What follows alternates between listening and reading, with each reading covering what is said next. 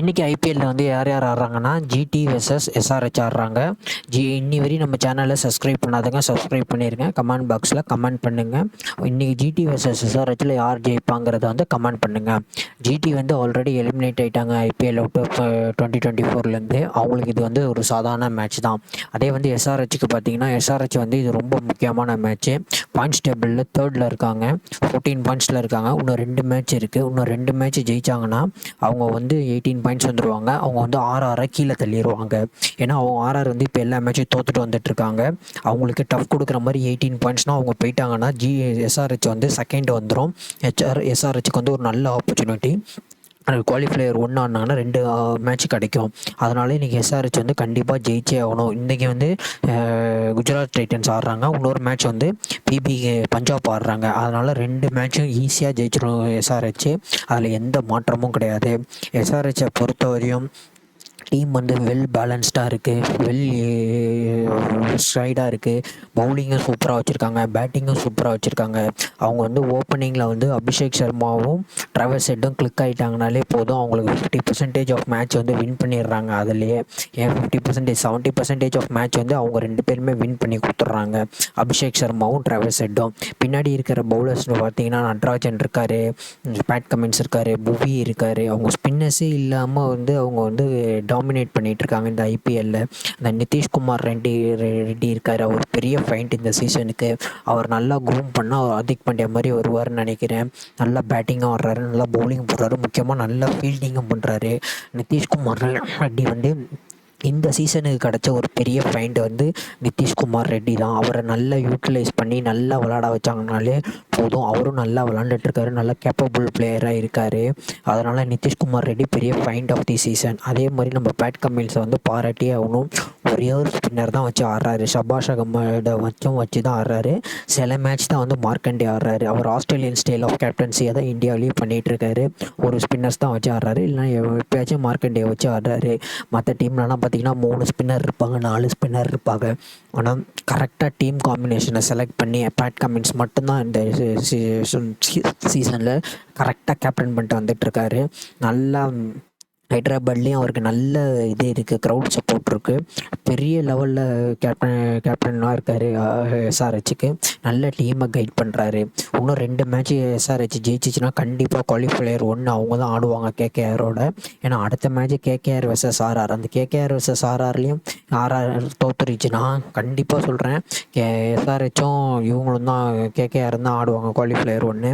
அது ரொம்ப இன்ட்ரெஸ்டிங்காக இருக்கும். எஸ்ஆர்ஹெச்சும் கேகேஆரும் குவாலிஃபயர் 1 அகமதாபாத்தில் ஆடுவாங்க. பேட் கமின்ஸ் கண்டிப்பாக அந்த ஸ்ட்ராட்டஜியில் தான் யூஸ் பண்ணிட்டு போயிட்டுருப்பார் டீமை. 2 மேட்ச்சை வின் பண்ண பார்ப்பார். கண்டிப்பாக எஸ்ஆர்ஹெச்சுக்கு வந்து அந்த எபிலிட்டி இருக்குது 2 மேட்ச் வின் பண்ணுறது. ஏன்னா பிபிகேஎஸில் இருக்க சவுத் ஆஃப்ரிக்கா பிளேயர் ரபாடாவும் போகிறாராம், ஜானி பெஸ்டோ போகிறாரு, சாம் கரனும் கேப்டன் போகிறாரு, ஷிகர் தவன் கிடையாது, அப்போ உங்களுக்கு டீமே கிடையாது. அதனால் பிபிகேஎஸ் ஈஸியாக ஜெயிச்சிருவாங்க. இன்றைக்கி குஜராத் டைட்டன்ஸையும் ஜெயிச்சிருவாங்க, பஞ்சாபையும் ஜெயிச்சிருவாங்க. ஜெயிச்சிட்டா 18 பாயிண்ட்ஸ் அவங்க ஷோராக இருப்பாங்க.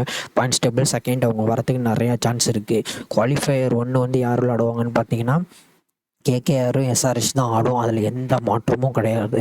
அவங்க 2 பேர் தான் குவாலிஃபயர் 1 ஆடியே தீருவாங்கன்னு நான் நினைக்கிறேன். இப்படி தான் இந்த வாட்டி ஐபிஎல் நடக்கும் குவாலிஃபயர் 1. ஏன்னா எஸ்ஆர்ஹெச் வந்து பயங்கரமான டீம் இருக்குது, அவங்கள எதையுமே பண்ண முடியாது. அதே மாதிரி பார்த்திங்கன்னா ஜிடியை பொறுத்தவரையும் ஜிடியில் வந்து ஒன்றுமே கிடையாது, பேட்டிங் கிடையாது, பவுலிங் கிடையாது, எதுவுமே கிடையாது. ஆனால் சென்னை அடித்தாங்களா நினச்சி அதுக்கு முன்னாடி மேட்ச் வந்து ரெயினில் போயிடுச்சு. அழகாக அப்பயே வந்து சாய் சுதர்ஷனும் எல்லும் ஃபுல்லாக ஓப்பனிங் ஆகிட்டு இருந்தாங்கன்னா இந்த சீசன் ஃபுல்லாக ஜிடிக்கு ஏதாச்சும் ஒரு சான்ஸ் கிடச்சிருக்கும். அதே மாதிரி அவங்க வந்து என்ன பண்ணிட்டாங்க, உமேஷ் யாதவும் நிறையா மேட்ச் சான்ஸ் கொடுத்து அவரையும் வேஸ்ட் பண்ணிட்டாரு. நிறையா ரன்ஸ் கொடுத்துட்டாரு, மேட்சுக்கு மேட்ச் 40 ரன் கொடுத்துட்டாரு. அப்பயே சந்தீப் வாரியரை விளையாட வச்சுருக்கலாம், கார்த்திக் தியாகியை விளையாட வச்சுருக்கலாம், சாய் கிஷோர்னா நிறையா சான்ஸ் கொடுத்துருக்கலாம். சுப்மான் கில் வந்து இந்த season first time IPL captain பண்ணுறதுனால அவர் வந்து ஒரு ஆர்டினரி கேப்டன்ஷிப் தான் பண்ணார், தவிர ரொம்ப பெருசாக சொல்லிக்கிற அளவுக்கு சுப்மான் கில் வந்து கேப்டன்ஷிப் பண்ணலை.